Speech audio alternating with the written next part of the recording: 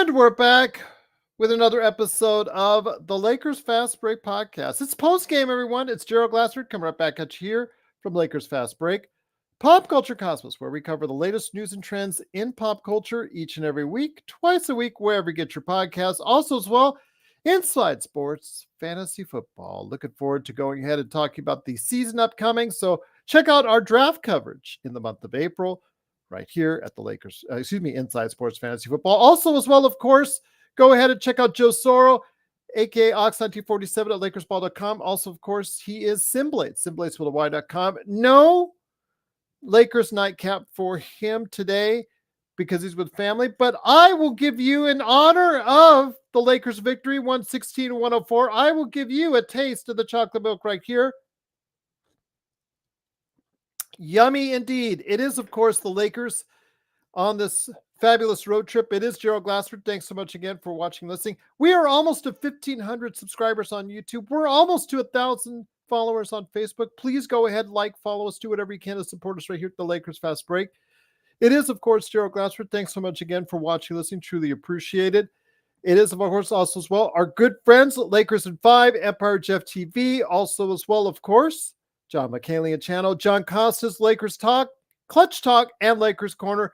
Go ahead and check out all these great shows, and please support all of these great shows and podcasts, and of course, what we do right here at the Lakers Fast Break Podcast. Well, the Lakers' fourth game on the road trip, heading into Brooklyn on this Easter Sunday. Happy Easter and a safe Easter to everyone out there. Truly cannot thank you enough for supporting us right here at the Lakers Fast Break. The Lakers came into tonight still trying to see if they could make their way through in the NBA conference. And as far as the Western Conference is concerned, so looking forward to seeing what they could do. And they did well on this Easter Sunday. They celebrated it with a really, really good way to do so. It started off 17-0 run to start off the game, looking dominant fashion. And basically, despite even a third quarter where the Lakers kind of just took their foot off the gas, sloppy turnovers, missed shots, LeBron James willed this team to victory today because you know what? The guy was sizzling hot from the outside. 9 of 10 from outside as he gets 40 points, 7 rebounds. Anthony Davis chipped in with 24 points, 14 rebounds, and 3 block shots. Rui Hachimura with 20 and 10 himself. And the Lakers, again, behind LeBron James's hot shooting, get the Lakers a victory, 116-104. Here today to go ahead and talk about today's game, the sizzling hot shooting from LeBron James, and of course, what the Lakers might do on the rest of the road trip, and can they get any higher in the Western Conference standings? Good man indeed. You saw him yesterday heading up the Lakerholics spotlight for Lakers weekend for the Lakerholics.com team with Laker Tom. It is Jamie Sweet. Jamie looks like he's lounging, relaxing right there. Happy Easter to you, my friend. A blessed and wonderful one for you and the family. Truly great to have you here. Thank you, Gerald. Happy Easter, everybody. Also, happy Trans Visibility Day for all the people who are unaware of such a holiday. Yes. That was a fun game. Absolutely. It was a fun game to watch from the get-go. The Lakers, the energy level, that was something I noticed right from the get-go. They did not have it in Memphis. They did have it today. I know Joe said a day in New York. They probably wouldn't have it, but they did have it. The same thing. Yes, they did show that they had the energy on this Easter Sunday, and for a while it looked like the Nets had checked out, but you know, that third quarter got us kind of a little bit worried, but you know what? LeBron James, even when the Lakers are down, the vintage LeBron James was there for us for a period of time, and that's all we needed today against a terrible Nets team to get the job done. Yeah, I mean, listen, I had that Memphis game penciled as a potential loss, not because I thought they would play down, but because it was the third game in 4 nights. They played overtime in Milwaukee. Everybody looked gassed. But, you know, LeBron and AD didn't look as gassed as Rui and Reeves did, and D'Lo, but those three just looked like they didn't have it, which was why I was surprised. We didn't see more from Max Christie, Taurean Prince, who actually had a good game in Memphis and didn't play anymore because of it. Whatever. However, it was what it was. Well, he took a shot in the ribs really hard in that third quarter as well. Yeah, so. That's true. I mean, Yeah, that's a good point. I forgot about that. But still, regardless, that would have been a hard game for us to win, even without the overtime. So I wasn't too surprised by that one. I was glad to see them bounce back. I was glad to see that a night in New York did not lead to a loss. And so, I think the only concern these days right now is the anemic output of the Laker bench. 2 points from the entire Lakers bench. We're lucky to have won. Yes. We're lucky to have won. So, as a result, it looks like we've got, Gabe Benson. That looks like they really tried to get him activated. It was nice to see him playing. Yeah. Great to see him on the court. But in general, I thought that the Laker bench just looked like they were lost tonight. And you can see that the rotation's starting to get shorter. Yeah. And it really looks like we're going to rely on, other than Dinwiddie, Prince, and maybe a little Jackson Hayes and Vincent. That's it. That's the bench. Taurean Prince, I forgot. But no Hayes tonight with the left calf contusion. Nope. But yes, you're right. At the bench output, even at an NBA level, for only getting 2 points all game long, in a game where it was pretty much the Lakers all the way through, at one time being up by as many as 26 points, I believe, if memory serves. Yep. There's no excuse. The bench has to give us a lot more if you plan to go anywhere in the playoffs. Yeah, I mean, you can't just not show up. And that's kind of what happened. So I don't know that there's a good fix for it. I think the fix is getting other guys back healthy and moving somebody like Rui or Reeves to the bench. I don't want to disrupt the starting lineup because it's really playing well. 13-6 overall is the grouping that you have right there. Yeah, but I mean, you can't survive an NBA playoff series with a bench that is this low impact. You can't. So something's got to give. I don't know what it is. That's a riddle for the coaching staff. I mean, Joe's kind of agreeing with like Joe's comment right there. I think is highlight worthy. And happy Easter to you and your family, Joe. You got to get your bench has to get between 10 and 15 points minimum. Like that feels like the bare minimum that you can expect out of a professional National Basketball Association bench. And it's just been bad kind of this whole road trip. I don't think the bench has really shown up in any of the games. I think Dinwiddie had one good game at the beginning of the road trip, and that's been about it. And it can't just be about one guy. Like they got to figure out how to score with those guys. Do you think Gabe Vincent, once he gets back in rhythm, will do anything in that measure? I want to believe that. I mean, I'm just kind of happy to see him out there on the floor, getting up and down. Where it's hard to know. He's not a shot creator. Dinwiddie is a better shot creator, I think, than Vincent is. Vincent's a better release valve for a guy like Dinwiddie, but they're not letting Dinwiddie get downhill. They're stashing him in the corner, and I don't. They're using Dinwiddie oddly. I would use him differently if I were the coach. I would do all these things. Yes, thank you, Darren. I do have more points than the Lakers bench. I appreciate that comment. I just think that this is an unsustainable reality. And so if all things being equal, when Vincent and Vanderbilt are back, and I'm not expecting Wood back at all, I just think that there's going to be one of Rui or Reeves has to go to the bench to balance this out. And my guess would that it would be Hachimura, unfortunately, because he's played great. He's just played great as a starter, and I would hate to disrupt that. So maybe it ends up being Reeves, and Laker Tom gets his dream. His dream comes true, and they start Vando at shooting guard in positionless basketball, so it doesn't really matter. Once again, it is the Lakers winning on the road, fourth game of the road trip, 116-104. The Lakers are now 42-33, still ninth place in the Western Conference. We'll see as far as where they stand as far as how many games up they are on Golden State and how many games behind they are on Sacramento and Phoenix after tonight's finish is concerned. So I don't want to go ahead and say and elaborate exactly because it could all change because the games for those teams are not yet done and completed. But right now, Jamie, ninth place in the Western Conference. It looks like they have that more solidified. It with 2 more victories on the road in Toronto and Washington. They could actually pretty much solidify that, but they're within reach of Sacramento and Phoenix. Do you see them inching above either of those teams before the end of the year? I mean, thankfully we have a much easier schedule than both those teams. So I think it's not absurd. It's not an absurd fantasy to entertain.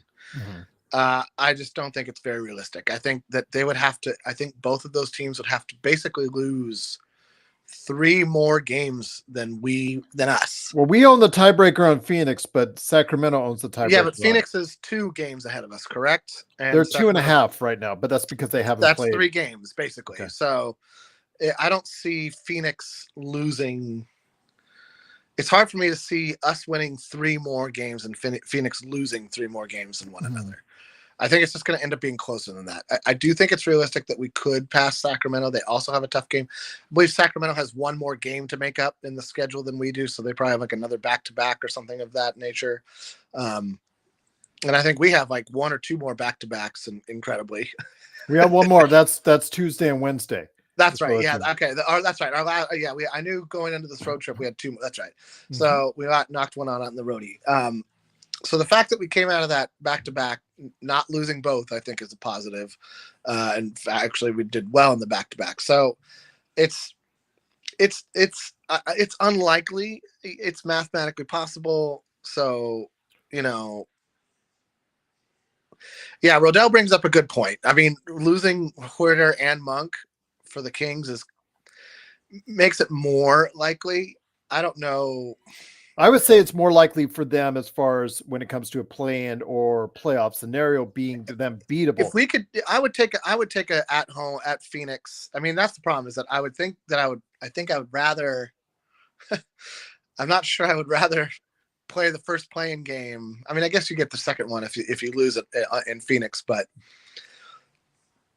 I'd rather, I don't know. I think it's going to be tough for us to win in Phoenix, motivated as I think they will be to finally have a game that they were all assembled for, right? They were built for the playoffs. And so once they get to the playoffs, I have a feeling they're going to try to find another gear. Whether they can or not is a question that will be discovered.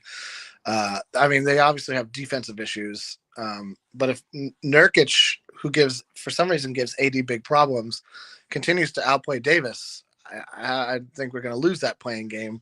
So I don't know.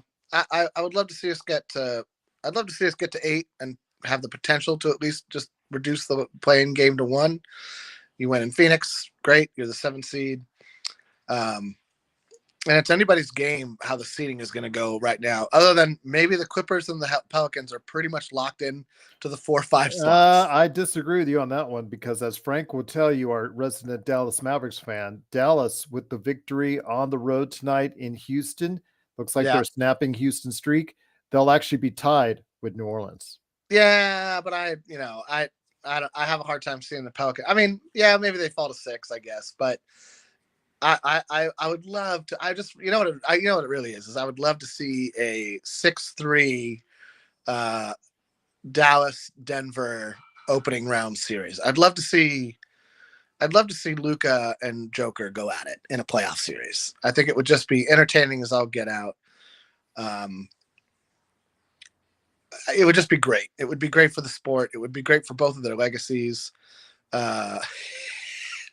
Joe with the Will Ferrell Jeopardy humor there. Exactly. It's your mother, Trebek. Remember that fondly. Oh man, those bits are great. It's going to be interesting to see how this all works out. I have a feeling a lot of these teams aren't going to end up resting down the stretch because of how jam-packed it is. I think of all of them, Denver is probably the least concern where they end up, as long as they have some semblance of home court advantage. because if you assume that Boston is coming out of the East, nobody's going to have a better record than Boston. I don't think Denver really has an issue believing that they just have to win one game once or twice on somebody else's home court and then just win out in Denver. They're going to be tough to beat. Denver's tough to beat in Denver because of the altitude. And that's just the truth of it. So it's going to be interesting to see how these last 8 or 7-8 games, for depending on what team has how many games left. These last, little chunk of games here really going to have a lot of impact for how the playoffs are seeded. And so you kind of always hope that you get a couple of games to like, not so much that you don't care, but that you could, maybe LeBron plays like 15, 20 minutes in the first half and sits out the second half. That would be ideal going down the stretch, but yeah, we'll see. We'll see how this all shakes out. I'm curious to see how Sacramento responds to the Monk injury, because he really has been the engine that drives their late game success, and if they start to slip. And Phoenix has just been so inconsistent. It's hard for me to say, like, here comes Phoenix, but just like it's been hard for me to say, here come the Lakers. But here come the Lakers is what they've done for the last 2 weeks. And so it's been nice to see that sort of turnaround and see us finally lock into winning some basketball games, because it took most of the season to get there. Once again, it is the Lakers Fast Break. The Lakers do win 116-104. It's Gerald Glassford along with Jamie Sweet. Admiral Akbar is in the house, a.k.a. Yami Sweet. You got to go ahead and check out what he's doing today with his 5 Things articles. Hopefully he'll catch up on at Lakerholics.com. I was just telling Tom I've been remiss in my articles. I've just been too busy. That's okay. Laker Tom is not putting out the most favorable of articles either. Oh, man, I had to give him a hard time for putting a picture of the Celtics on. I saw. You saw. I was like, what are you doing? Yeah, because Laker Tom's latest article is how he thinks, or suggesting, should the Lakers emulate the Celtics this summer for a giant picture of the Celtics plastered all over the front page. I'm like, I know, it's blasphemy. That's what I told him. I was like, this. He was like, what bothers you about it? I was like, first off, it's there. It's the picture. That bothers me. That bothers me. And then the content. I'm like, you're suggesting that we emulate a team that we despise. And then he clarified what he meant, and he makes sense. He wants to see us build a team in the same way where, I mean, Celtics got lucky. Milwaukee should have never shopped Drew Holiday, and they should have never traded for Dame Lillard, and they should have never fired Adrian Griffin. And so we're going to watch that team kind of slowly implode, I think, over the next year or so. But that's a story for the summer. So the Lakers do win, get the victory today. Again, LeBron James, you got the spry LeBron today. Must have been Easter or something out there. You saw the exact opposite of what you saw in Memphis. Memphis, he looked tired, had no lift at all. The same thing for the Lakers as a whole. They just looked terrible every which way you slice it. But LeBron James, basically, even when the Lakers were looking terrible in that third quarter, he lifted the Lakers on his back. He had that contest going back and forth with Cam Thomas. You could tell something must have been said between those two, because they started that mano thing as far as them. Oh, you take a 3, I'll take a 3. You take a 3, I'll take a 3. Them starting back and forth like that. So something must have been said between each other that got him all riled up. And I think that was the key to the Lakers' victory today. I always find it funny that people never learn the lesson that Dylan Brooks was, lambasted for not learning sooner, which is don't poke the bear. Why are you poking that? What are you thinking? It was the same thing with, like, if Kobe's having a quiet game and somebody starts trash talking him in the mid third quarter, you were like, are you the biggest moron on planet Earth? Did you want to get your behind whooped? So, whatever they did, somebody got to take that guy aside and be like, next time we play, don't do that. You're not that good. I know you think you are. You're not. You're just not. It's a big hat. It's funny. Joe's asking, when is Joe going to get banned? He's in the chat right now. Yeah, no, I know. He's close. Joe's it's close, very close to banning. No, Joe's wielding a mighty axe in the chat. There's a mighty axe. Yes, absolutely. Blue Magic said LeBron turned back the clock tonight, and that's what they needed. They needed this, yeah. They needed him to have this kind of game, and I think he kind of needed this game to shake himself loose. I want to see him. I mean, I know this tendinopathia thing is not going to go away. I think the issue is going to be, maybe even the rest of his career. I think it's probably just running up and down a basketball court aggravates his ankle, So it's going to be a thing for the rest of maybe his career as a Laker, or certainly as an NBA player, if it's not with the Lakers after next season. But it's nice to see that he can still get to this point on the road after a lot of travel, and whatever he does to get himself ready to play basketball, it worked today, last night, today, tonight, this morning, whatever. And that's good to see, because you can't just rely on AD and Reeves and D'Lo and Hachimura for AD to dominate down low and for those guys to make threes in a playoff series.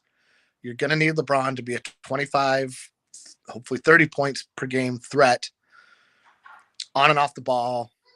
And there's just no bones about it. There's no getting out of it. The Lakers aren't going to win a lot of playoff series with LeBron playing a laid back role. So it was nice to see him be able to be assertive and do it in a way that led to a win. Well, Gabe Vincent came back to the lineup today. He was the only guy to get any points off the bench for us, but he looked rusty. Took him 5 shots to get there. Yeah, he was pretty rusty himself. No, it did not look good, but that was expected. Yeah, the first time he's played since December. And as I prepped everybody on the pregame, I think that's what basically was going to happen. But no excuses for the rest of the bench. But it's nice to have Gabe Vincent just to give you some options, just to give Ham some options, more options out there. Just to prove he can play. So, we could potentially trade him this summer. Yeah, that would be nice. If that's the case. Yes. Because I don't think, him staying with us long-term is going to be the answer, but I don't see it either. Rodell says the Raptors have a history of beating the Lakers in Toronto. That's true, but that's usually done. They usually play on a weekend day, like a Saturday afternoon, usually around noon our time. That usually throws the Lakers off. They will have to play, I think, next week when they're hosting the Cleveland Cavaliers. They do have the early home game, so that'll be weird and different for the Lakers then. But they are playing on a Tuesday night, which it might be different for the Lakers. Yeah. Toronto has lost its last 13 in a row. Remember, this reminds you, hopefully. Don't. You know who you're calling me out, Gerald. Yes, I'm calling you out, Admiral Akbar. But you know what this reminds? This reminds me of the the San Antonio. San Antonio. Yes, the debacle in San Antonio. Your thoughts? Do you think this is a more focused team that'll get the job done on Tuesday and then also Wednesday against a 14-win Washington series, or do you have the trap laid out once more? It's a trap. Oh no! I hate to say it. I think we finished the road trip 3-3. I think we lose these last 2, unfortunately. Wow! I know. I hate to say it. Holy cow! I hate to say it, but I think that's what's going to happen. And I had to say this too, but it's dinner time here at Casa Dolce, so I'm going to leave you with that sunshine rainbow unicorn. Man. Well, happy Easter to you and the family. Happy Jamie. Easter to all of you. Yep. Thanks for stopping by. I truly appreciate it. It's Jamie Sweet, aka, of course, Admiral Akbar, laying down the trap for the Lakers. My gosh. Oh my gosh.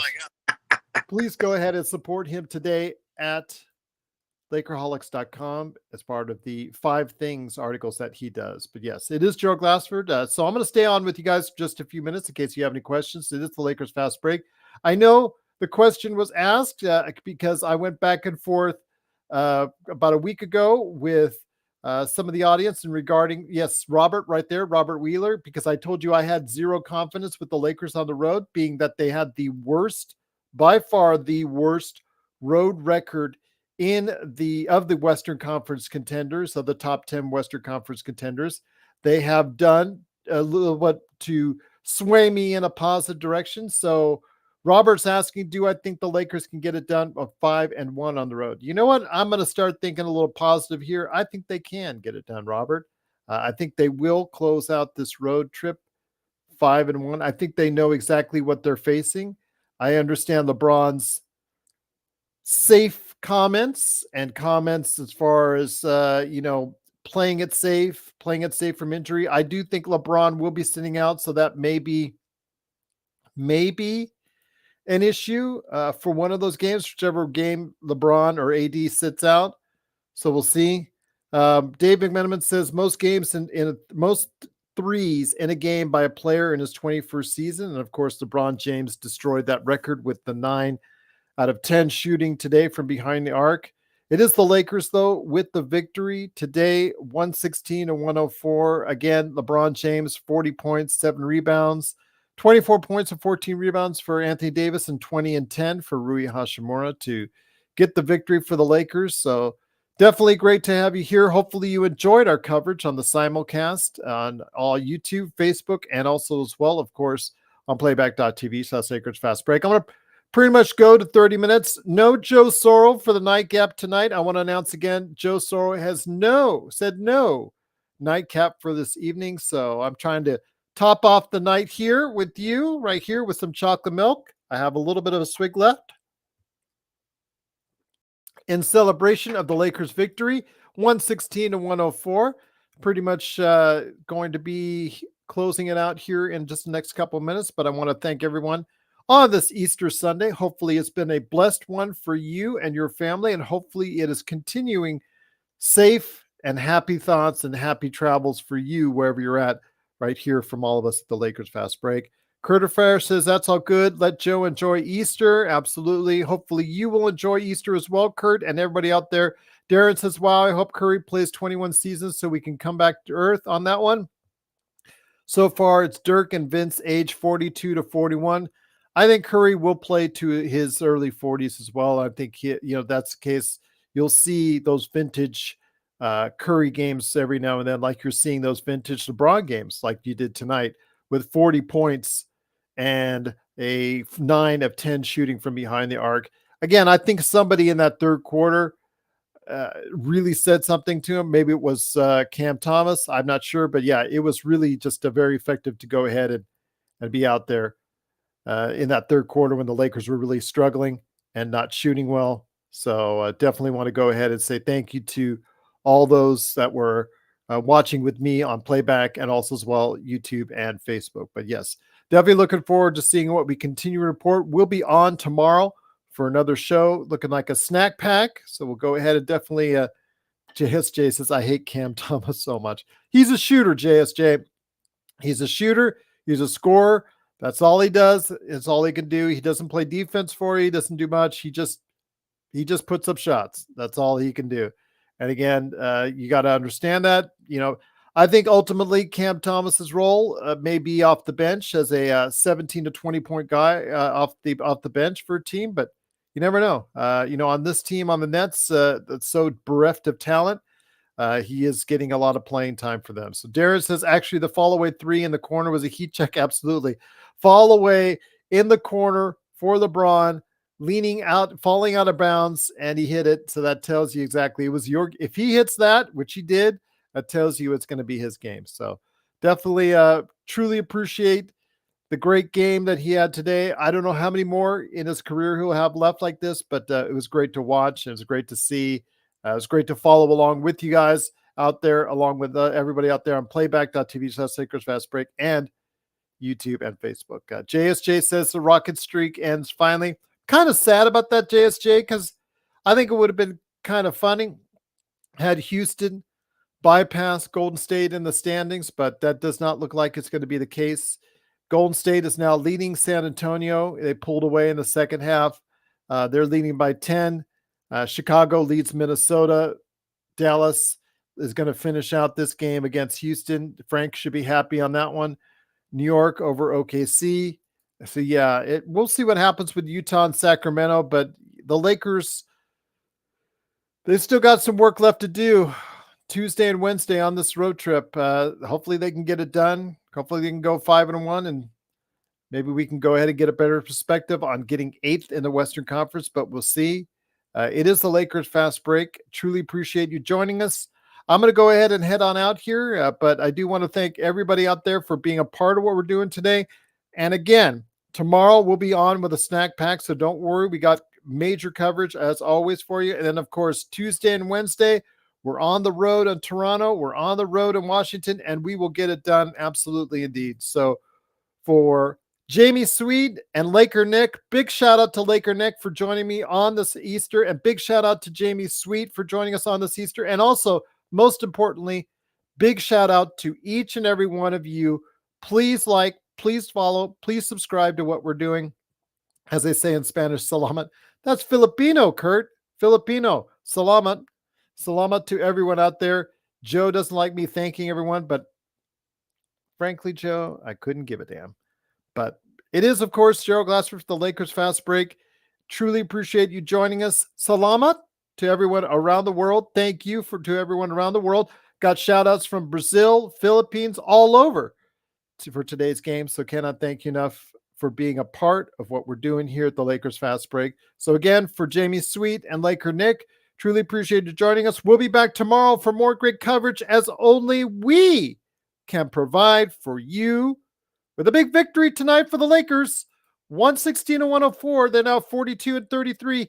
Can they finish the road trip strong in Toronto?